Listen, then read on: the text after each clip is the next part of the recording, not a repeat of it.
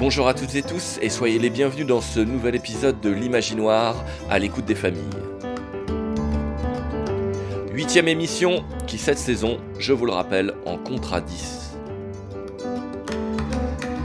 Alors des familles, tout au long de ces épisodes, on en a rencontré. On a récolté les mots et des mots. On a échangé. On a co-construit. Eh bien, prochainement, on parlera tous ensemble d'avenir. Car sans trop vous en dire, mais au vu de récentes bonnes nouvelles, l'Imaginoire reviendra sur les ondes pour une 4e saison.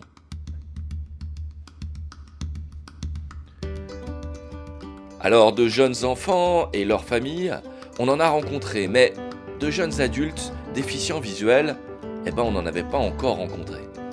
Et pourtant, il nous tardait, au sein de l'équipe, qu'on nous explique ce que c'est que d'avoir 20 ans, aujourd'hui en France, et d'être déficient visuel.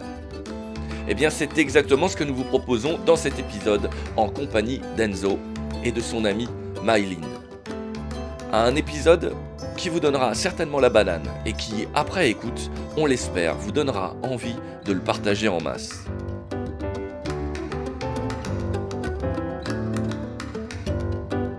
Bonne rencontre, bonne écoute. Du coup, moi je m'appelle Enzo, j'ai 21 ans, je suis originaire d'un petit village dans la périphérie de Valence, dans la Drôme du coup, et ça fait 3 ans et demi, 4 ans que je suis parti du coup à Toulouse pour me rapprocher de ma copine. Tu es aveugle ? Ouais, je suis complètement aveugle depuis 2017 maintenant, suite à pas mal de soucis de santé, très compliqués, des effets secondaires, de traitements que j'ai eu à l'hôpital toute ma vie. Tout allait bien jusqu'à mes 9 mois, et en fait, quand j'ai eu 9 mois, mes parents ont repéré des trucs dans mes yeux, un peu bizarres, des sortes de reflets dans mes yeux. Ce qui a amené ma mère à m'emmener faire des examens, et on s'est rendu compte que j'avais un rétinoblastome bilatéral, donc c'est un cancer des rétines, avec une tumeur du coup sur chaque rétine. Dieu merci, je suis né en 2000, du coup le traitement pour cette maladie, on sait en fait à peu près traiter cette maladie depuis 98, et donc du coup j'ai été un peu dans les premiers à bénéficier du traitement, ce qui fait que du coup j'ai eu 2 chimiothérapies, des rayons pour essayer de me sortir un peu de ça. Et ça m'a permis de garder la vue, enfin un petit peu de vue en tout cas, pas beaucoup, mais un petit peu de vue jusqu'à mes 15-16 ans, quoi. Donc tu as pu suivre une scolarité entre guillemets normale, en milieu ordinaire ou Ouais, mes parents ils se sont battus toute leur vie pour que je reste dans un milieu ordinaire. Maternelle, primaire, collège, lycée, en fait j'ai toujours été dans des milieux, dans des collèges, lycées, comme tout le monde, quoi. Ouais.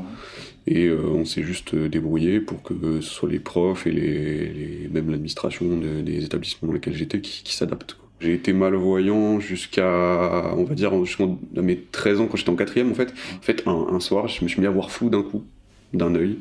Ça, en fait, c'était une hémorragie interne de l'œil. Et ça s'est répété, ça, pendant plein de fois, pendant 3-4 ans. C'était de manière très aléatoire, mais voilà, tous les 2-3 mois... Des fois, j'allais pas en cours pendant 1 ou 2 semaines parce que je faisais des hémorragies internes, quoi. Et je perdais la vue peu à peu. En fait, j'ai fait un décollement de rétine d'un des 2 yeux. Du coup, j'ai perdu mon premier œil, celui qui voyait le mieux, le droit.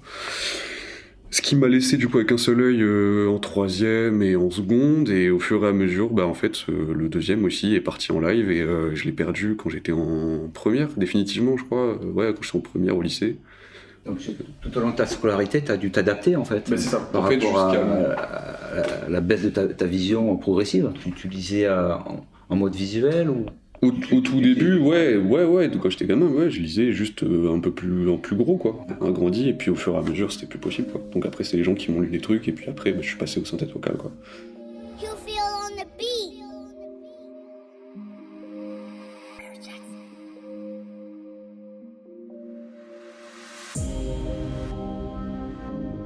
Tu as fait Sciences Po à... J'ai fait 6 mois de Sciences Po. J'ai fait 6 mois de Sciences Po à Toulouse. En fait, je suis rentré à Sciences Po en 2019 et puis j'ai arrêté, quoi. C'est toi qui as décidé d'arrêter parce que tu sentais que c'était pas ta voie ou parce qu'en fait, c'est mon parcours de vie qui m'a amené à arrêter de faire des études. C'est tout un processus. Ça a été très très long et très très difficile, une période de ma vie qui est très compliquée.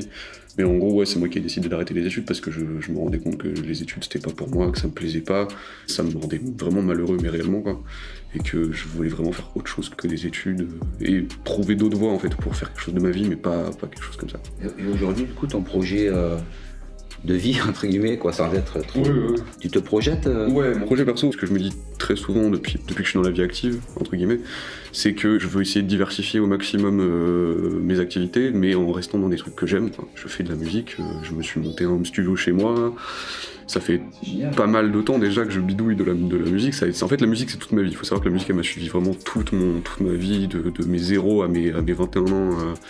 Elle a toujours été présente et que là, depuis, on va dire, 1 an et demi, je me suis dit, mais en fait, pourquoi pas moi, quoi. Parce qu'au début, je voulais pas me lancer, j'osais pas vraiment me lancer en me disant, mais ça marchera pas. Et puis maintenant, je me dis, tant pis, de toute façon, je tente. Parce que si je réussis là-dedans, ce sera uniquement de l'acharnement et de la persévérance, quoi. Tu composes, tu joues... Je suis rappeur. J'écris mes textes, je fais beaucoup de top line, beaucoup de mélodies vocales, et puis derrière, j'essaie de poser ça sur des instrus. Mon but ultime, ce serait de pouvoir écrire, enregistrer, et moi-même traiter la voix et essayer de mixer. J'aimerais bien être dans le processus de création de A à Z. Après, c'est pas facile parce que le mixage, le mastering, tous ces trucs-là, c'est des domaines vraiment très spécialisés, peu scientifiques. Ça devient compliqué, mais mon but ultime, ce serait vraiment de pouvoir. Et de l'extérieur, quand j'imagine qu'il faut utiliser des outils un peu comme assez élaborés, notamment numériques, c'est accessible ces outils? Pas tous les outils. C'est-à-dire qu'il y a certains outils qui vont être pas du tout adaptés. Par exemple, je pense notamment à tout ce qui est visuel, enfin tous les logiciels ou les plugins de logiciels qui sont visuels. C'est mort. Je pourrais pas une courbe. Moi je vois pas la courbe. C'est pas facile à. Voilà. Après, les éditeurs font quand même des efforts pour essayer d'adapter les choses. Moi, du coup, je bosse sur Mac, mais c'est vrai qu'Apple, ils sont quand même vraiment, vraiment balèzes en termes d'accessibilité pour les personnes, pour tous les handicaps, mais notamment pour les non-voyants. Ouais, j'imagine que tu as déjà peut-être produit des petites maquettes ou diffusé Non, j'ai jamais pour l'instant diffusé, parce que c'est vraiment extrêmement récent. Ça fait vraiment depuis janvier-février que je peux le faire, en fait, que j'ai le matos et les connaissances nécessaires. Pour l'instant, il n'y a rien qui a été diffusé. Je viens juste de lancer tout juste ma page Instagram. J'ai même pas encore de chaîne YouTube pour poster de clips ou quoi que ce soit. Mais pour l'instant, j'ai écrit des textes, j'ai enregistré, j'ai fait des espèces d'ébauches pour l'instant. Zito, freestyle à l'arrache sur un putain de téléphone. Carré. Y'a tout le monde qui m'a dit. Le rap c'est pas facile, chemin semé dans le je m'attaque et je suis combatif, tranquille frérot, ça va le faire depuis longtemps, on fait la G. 4h du mat, je suis solo, là je me roule un spliff, même sans les yeux. Je vois tous leurs vices, tu me verras pas dans la boîte, tu me verras pas dans le carré VIP. Tu préfères preuve d'un peu de modestie. Tu joues les Pablito, mais tes narines elles font du ski. Je viens pas de la cité. On t'a remonté. Je suis pas un gros bonnet. Je m'en bats les couilles de représenter. Ouais. J'suis solo. J'suis solo dans la part. J'suis solo. Tu disais tout à l'heure que tu es allé t'installer à Toulouse pour aller à Sciences Po, mais aussi pour rejoindre En fait, c'était principalement pour rejoindre ma copine. Vraiment très très très forte, à 98,9% pour rejoindre ma copine. Ouais. Elle est déficiente visuelle ou... Pas du tout. Ouais. Non, on s'est rencontrés on s'est rencontrés 1 mois avant que je perde la vue. Ah ouais. 1 mois avant. C'est-à-dire que on s'est rencontrés sur internet, on parlait un peu sur internet, et puis on a bien accroché, on a décidé de se voir, et en fait on a fini par se mettre ensemble, quoi. Ah oui, elle était pas dans ton collège ou dans non, ton pas du lycée, tout. Elle était, non. moi j'étais à Valence, elle était dans la campagne de Toulouse, on s'est juste rencontrés sur internet. Mais vraiment 1 mois, vraiment tout pile avant que je perde la vue, et en fait je suis parti 1 mois après, je suis allé chez elle. Ouais. Je l'ai rencontrée, et en revenant en fait de chez elle, c'est à ce moment-là que j'ai vraiment complètement perdu la vue, quoi. D'accord. Donc voilà, et elle le vit comment? Elle t'a cécité? Je pense qu'elle le vit plutôt bien. En tout cas, je lui pose souvent, parce que c'est quelque chose qui m'inquiète beaucoup, je lui pose souvent la question, est-ce que c'est dur pour toi? Est-ce que tu penses que t'as vraiment misé sur le mauvais cheval, quoi? Parce que c'est vrai que des fois j'ai quand même un peu l'impression de l'embêter plus qu'autre chose, mais elle me dit que non en fait, et que elle, ça lui passe complètement au-dessus, qu'elle considère ça quasiment comme un trait de personnalité. C'est vrai que c'est devenu notre quotidien, quoi, complètement l'habitude. C'est quoi ton ressenti vraiment au niveau émotionnel, le fait de sortir avec quelqu'un d'aveugle? J'y fais pas vraiment attention en fait, c'est pas quelque chose, c'est pas un trait essentiel pour moi, c'est comme le fait de porter des lunettes en fait. Est-ce que ça te dérange sur certaines tâches, certains moments du quotidien, Des fois je me dis ce serait bien s'il pouvait faire ça, s'il pouvait m'aider à faire ça, mais bon, c'est pas quelque chose qui est handicapant. Tu penses que le regard des autres, il est différent par rapport à même toi, genre simplement en tant que copine de mec aveugle? Ça m'est un peu égal. Ouais, il y a des choses que tu voudrais faire que tu peux pas forcément faire. Il n'y a pas de choses en particulier que je ne peux pas faire, mais c'est sûr que ça prend plus de temps. Après, c'est minime en fait. C'est comme voir, j'en sais rien, ton copain il est un peu feignant, il me fait moins de choses. Voilà, c'est pas aussi dramatique qu'on pourrait le penser. Est-ce que les gens, ils te posent des questions parfois? Ah oui, très souvent. Genre quoi? Une des premières questions qu'on me pose quand je dis que mon copain est aveugle, c'est comment on fait pour faire l'amour. Donc bon, je sais pas si je peux trop le sortir comme ça. Excellent! Vous êtes toujours à l'écoute de l'Imaginoire, à l'écoute des familles, en compagnie de Enzo et de Myline. Retour à l'entretien. En fait, je pense que les déplacements quand t'es non-voyant de naissance, c'est pas pareil que quand t'es non-voyant et que t'es devenu non-voyant avec le temps. Parce que non-voyant de naissance, tu t'es toujours déplacé comme ça. Alors que moi, il faut que je me détache. Là, il y a tout un processus, il faut que je me détache complètement de l'énormément de repères en fait, qui te permettent de te déplacer. Donc c'est très très compliqué de se déplacer quand on est non-voyant. Enfin, en tout cas, pour moi, c'est très galère, j'en chie énormément. Mais je fais un peu des colocalisations, c'est-à-dire que j'ai toujours travaillé mon ouïe et mon audition, voilà, et à essayer de détailler le plus possible ce que j'entends. Et du coup, ça m'a permis, en fait, dès le début, quand j'ai perdu la vue, au tout début, j'étais vraiment très peu habitué à la canne, et je me suis rendu compte très vite que, ne serait-ce que l'air qui m'entoure, les espaces, la façon dont sont faits les environnements en fait, dans la rue, etc., de manière sonore, te donne des indications. Et du coup, après, c'est à ce moment-là que mon père, je crois, à ce moment-là, me parle d'une émission, il me dit « Ah, j'ai vu une émission avec un gars qui fait de l'écho comme un dauphin, quoi, plus ou moins. » Et je me suis dit « Mais c'est trop marrant, mais si ça marche vraiment, bah c'est incroyable. » Et j'ai testé, et en fait, effectivement, ça marche. Tu peux émettre des sons avec ta bouche, des petits sons très rapides et qui se projettent assez loin. Et en fait, avec la façon dont l'onde sonore va taper sur le mur ou sur n'importe quelle surface et revenir, ça va donner des infos sur la position, la taille de la pièce, par exemple, ce qu'il peut y avoir au milieu de la pièce, s'il y a des objets de poids, ça peut te donner des informations comme ça. Et après, c'est quelque chose que tu travailles... voilà, pour devenir plus performant. Moi, pour l'instant, c'est pas super développé, hein. C'est beaucoup d'espaces, de pièces, de trucs comme ça. Mais je sais qu'il y a des gars qui arrivent à déterminer si le sol, c'est de l'herbe, s'il y a une chaise au milieu, des petits objets, etc. Ça peut devenir très, très, très puissant comme outil. Ouais. Souvent, les gens, ils me disent, mais c'est magique. En fait, t'entends des choses que nous, on n'entend pas. En fait, c'est pas vrai. J'entends pas des choses que les gens n'entendent pas, c'est juste que moi je prête attention à des choses que auxquelles les gens font pas du tout gaffe. Je pense que tout le monde est capable de faire exactement ce que je ou ce que d'autres personnes déficientes visuelles font au niveau de l'ouïe, mais c'est une histoire de concentration. Parce que en fait, moi je me rends compte en ayant perdu la vue que quand t'es voyant, t'es complètement tributaire de tes yeux en fait. T'es complètement dépendant de tes yeux et c'en est mauvais. Et on est dans une société qui va de plus en plus vers ça, qui va de plus en plus vers le tout visuel, les informations visuelles tout le temps. Et en fait, quand tu te détaches de ça, tu te dis « Ah ouais, mais en fait, il y a beaucoup d'autres dimensions que j'exploite pas dans ma vie de tous les jours. » Toi, parce que tu me vois au quotidien, est-ce que tu penses que je suis vraiment dépendant de toi ou j'arrive à peu près à me débrouiller seul? Je pourrais me débrouiller à peu près correctement seul, quoi. En fait, tu pourrais habiter tout seul, et tu l'as déjà fait. Pour moi, de manière lucide, tu peux pas être complètement indépendant. Il y a des choses que, malheureusement, il n'y a pas l'accessibilité pour. Par exemple, faire tes courses ou d'autres choses, ou te balader dans des endroits que tu connais pas au préalable. Non, ça, c'est sûr que tu pourras pas être indépendant sur ces choses-là. Est-ce qu'il y a des trucs qui te manquent? C'est-à-dire que t'aimerais faire, mais qu'on peut pas faire, ou des trucs comme ça? Non. On peut tout faire. Mais si j'ai envie de faire quelque chose avec toi et que tu peux pas forcément le voir ou qu'il faut absolument la vision, bah c'est pas grave, on peut quand même le partager, même si c'est pas la même chose, je peux quand même te le décrire. C'est sûr que c'est pas la même chose, mais il y a aucune privation. Le corps est bien foutu, j'ai envie de dire, parce que tu perds un sens, les autres se développent un peu plus. Après, perdre la vue, c'est changer complètement de monde, en fait. C'est changer littéralement de paradigme. Enfin, moi, après, c'est mon avis, hein. En gros, je considère vraiment qu'il y a une rupture dans ma vie au moment où je perds la vue. C'est-à-dire qu'il y a le mois d'avant et le mois d'après.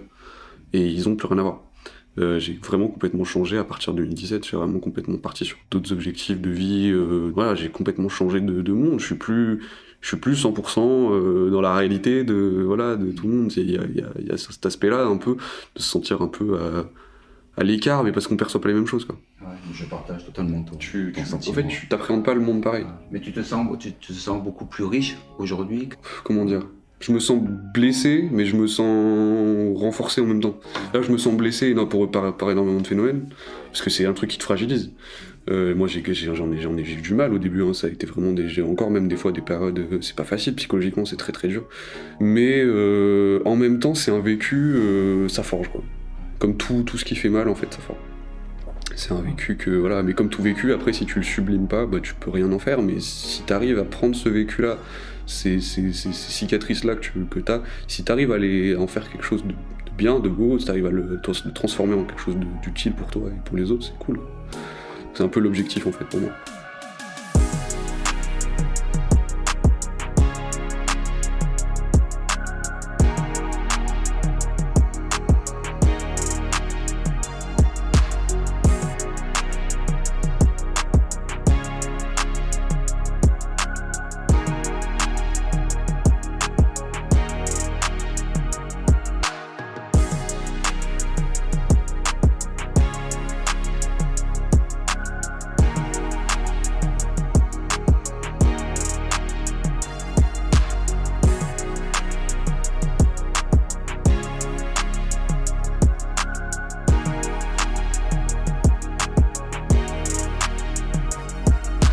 Vous êtes toujours à l'écoute de l'Imaginoire, à l'écoute des familles. On retrouve Enzo et Maïline pour la suite de l'émission.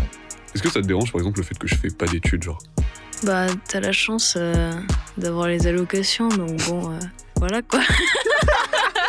C'est-à-dire que le rap, c'est typiquement, c'est ça, c'est une musique dans laquelle tu vas parler un peu de toi, de ce que tu connais, ou des gens, tu vas parler de choses, mais de choses le rap, c'est très attaché au réel, quoi, et c'est très attaché à ce que tu ressens, au ressenti, aux émotions, tout comme ça.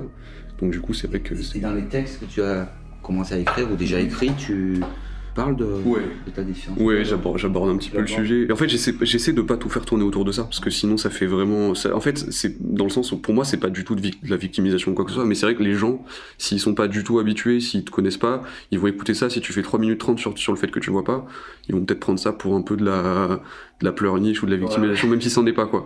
Ouais. Et puis surtout, moi, je veux montrer aux gens que, j'ai perdu la vue, je suis aveugle maintenant, mais en fait, je suis un mec normal, je suis juste un mec normal sans les yeux. Souvent, ça, c'est une phrase que je dis très souvent aux gens. Je dis aux gens, je suis pas une personne non-voyante, je suis juste un mec normal qui a perdu ses yeux, c'est tout. T'es plutôt genre sandwich salade ou boulette de viande ?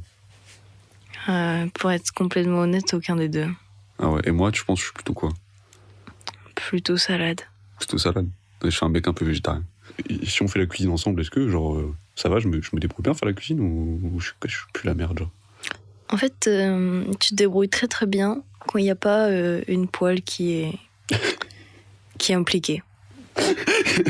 L'application de la poêle. Tu penses que quand on est aveugle en 2021, on peut avoir un avenir de type qualitatif ? Bah, c'est quand même... on va pas se mentir, c'est quand même pas la joie, quoi. Après, oui, je pense qu'on peut s'épanouir. Il y a plein d'aveugles qui sont connus, non, maintenant ? Ouais, c'est vrai. Est-ce que tu penses que j'ai d'autres problèmes que le fait d'être aveugle, genre qu'il faudrait que je règle aussi ? Oui, de nombreux psychiatriques. Ah, ok. Tu m'aimes bien quand même ? Ça va. Donc plus que tout à l'heure, quoi. Cool. Ça change, c'est fluctuant. D'accord. C'est une courbe comme ça. J'ai mis beaucoup de temps à le comprendre, ça m'a fait beaucoup de mal. Mais en fait, tu te rends compte au bout d'un moment que c'est toi qui choisis ton chemin, c'est toi qui choisis qui tu veux être. Quoi. Et si t'as envie d'être une personne normale, bah tu peux être une personne normale. Comment tu réagis au fait que, tu vois, je veuille me lancer dans des trucs qui sont pas des chemins classiques, pas d'études, pas de diplôme, des travail, enfin, des trucs un peu plus incertains? Bah, la voie des études, c'est juste pas pour tout le monde. Et si t'es sûr que c'est pas ce qui te plaît et c'est pas là où tu t'épanouiras, bah tu fais autre chose, c'est tout. Ouais, logique. Notre monde change pas mal, les mentalités changent aussi. On est en... Voilà, une personne handicapée est plus vraiment vue comme elle pouvait l'être, je sais pas, il y a quelques dizaines d'années ou quelques... Voilà. Mais c'est pas encore parfait. C'est pas encore parfait. Des gens qui font des efforts, des villes qui font des efforts, des gens qui font des efforts, il y a énormément de... Voilà, c'est un sujet qui est de plus en plus abordé. Maintenant, dans le quotidien, autant je peux croiser des personnes qui sont 100% positives avec moi, qui sont des personnes qui essaient de m'aider, ou même des gens, même pas forcément m'aider, mais juste des gens qui se foutent en fait du fait que je sois, qui prennent même pas ça en compte, parce qu'en fait c'est un truc, si ça peut être le plus discret possible, chez moi ça me va. J'ai pas envie d'avoir une pancarte sur la tête avec marqué ah je ne vois pas, non je m'en fous, c'est pas ça m'intéresse. Bah, je sais personnellement que je le vois pas, tu vois, je le vis tous les jours, donc j'ai pas besoin de me le rappeler ni dans mes relations sociales, ni quand je sors dehors ou quoi. Mais après il y a des gens, c'est vrai, qui sont quand même encore très cons, hein. Il y a des gens qui ont des réactions bizarres, ou des gens aussi qui te fuient. Il y a des gens qui vraiment, tu leur dis handicap, peu importe le handicap, les mecs se barrent en courant parce qu'ils comprennent pas en fait. Ils préfèrent fuir. Des fois, j'essaie juste de parler à des gens, même voilà, les gens que je connais pas, pour se faire des liens sociaux. C'est un truc c'est une galère improbable. Parce que, par exemple, scolairement, une partie de la raison pour laquelle j'ai arrêté les études aussi, c'est que je suis incapable de me faire des potes de me faire des potes. C'est très compliqué de se faire des potes quand tu vois pas. Parce que déjà, tu peux pas aller vers les gens. Donc c'est les gens qu'il faut qu'ils viennent vers toi. Donc déjà, ça fait déjà un tri, parce que t'as ceux qui vont pas venir vers toi, puis t'as ceux qui vont prendre le temps, il y en a très peu. Et puis il y a certaines personnes qui vont aussi se dire c'est trop compliqué quoi. Je peux pas devenir l'ami de cette personne, je peux pas traîner avec cette personne au quotidien, parce qu'en fait c'est trop complexe quoi. Alors qu'en fait ça l'est pas. Mais c'est juste une méconnaissance qui fait que les gens se disent c'est trop compliqué. Toi, comment tu te sens, par exemple, quand on est dehors, quand on doit se balader dehors et que tu dois me guider? C'est quoi ton ressenti global, genre, avec les gens, avec les obstacles, les voitures, tout? Mais en fait, j'y fais pas attention. Le fait que tu sois aveugle, c'est vraiment secondaire. C'est pas je suis en train de me balader avec un aveugle, c'est je suis avec mon copain, c'est tout. C'est juste une caractéristique qui fait partie de toi, mais je vais pas y faire attention tous les jours, quoi. C'est sûr que c'est important, et peut-être que je suis pas en train de le minimiser, mais je sais pas, pour moi c'est pas quelque chose qui est dans mes pensées tout le temps. J'y pense pas tout le temps. Quand on est dehors, on se balade, c'est tout. Est-ce que tu penses que des fois les gens ils ont des réactions un peu étranges par rapport à moi, ou par rapport à nous deux, ou à toi, juste simplement? Je pense que c'est plus maladroit qu'étrange, mais par exemple le fait quand on veut s'adresser à toi, quand on veut dire quelque chose qui te concerne, mais qu'en fait on s'adresse à moi, pour que je puisse te le dire, comme si il pouvait pas s'adresser directement à toi. En fait, je pense que c'est plutôt de la maladresse et de l'ignorance, mais c'est quand même assez maladroit. J'ai toujours envie de donner un peu des conseils aux gens. Ça, c'est un truc qui me tient à cœur. Ma mère a toujours bossé dans le social, je pense que ça vient de là. mais en fait, c'est vrai que j'ai toujours envie de donner des conseils aux gens, mais en même temps, je me dis, qui est-ce que je suis pour donner des conseils aux gens ? Donc en fait, je vais peut-être pas donner des conseils aux gens, mais en tout cas, voilà. Si jamais il y a quelque embûche que ce soit dans votre vie, si jamais quoi que ce soit se passe, dites-vous qu'en fait, vous pouvez compter sur vous. C'est tout. Vous pouvez compter que sur vous. Et que sur le coup, peut-être que vous allez être dépassé par les événements, mais un humain, c'est vachement plus puissant que ce qu'on pense. Et on peut faire un tas d'autres trucs qu'on n'imaginerait pas. Et il y a plein de choses que je pensais perdues définitivement dans ma vie, que j'ai retrouvées au fur et à mesure. Donc en fait, il faut jamais rien lâcher, il faut juste persévérer, jusqu'à ce qu'on s'en sorte, quoi. C'est tout. Il y a pas de... Ça sert à rien de se morfondre en fait sur sa situation, dans un coin, comme ça. Il faut vraiment se battre tout le temps. C'est un combat au quotidien. Mais ça forge, donc c'est cool. Est-ce que tu m'aimes bien? Pas de ouf, hein. Ouais, c'est Zito, tu connais. Freestyle à l'arrache sur mon téléphone, qualité dégueulasse. T'inquiète, c'est pas long. Y'a tout le monde qui m'a dit le rap c'est pas facile, chemin semé d'embûches, mais t'inquiète, je suis combatif, ça va frérot, faut pas t'en faire. Longtemps qu'on fait la diff, 4h du matin, je suis dans le bail solo, je réfléchis sur mon spliff. J'avance dans le noir, mais je vois tout leur vie, tu me verras pas dans la boîte. Non. Et c'est ainsi que se termine cette 28e émission de l'Imaginoire à l'écoute des familles. Merci à Maïline, merci à Enzo. Si vous voulez suivre Enzo sur Instagram, cherchez et trouvez-le sur le.zito, Z-I-T-O. L'Imaginoire est une émission dédiée à la rencontre, la récolte de paroles et la co-construction des émissions avec des familles dont l'enfant est déficient visuel, afin de sensibiliser ce monde incrédule que les déficients visuels sont bel et bien là. Votre famille est dans cette situation, vous voulez apporter votre témoignage. Envoyez-nous un mail à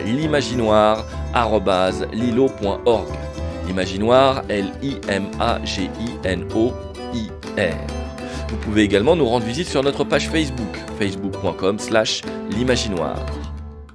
Si vous voulez réécouter cette émission, découvrir les émissions précédentes, rendez-vous sur le mixcloud.com/l'imaginoire. L'Imaginoire est un projet soutenu par la CAF Drôme et la fondation BP Aura. À bientôt pour une prochaine émission.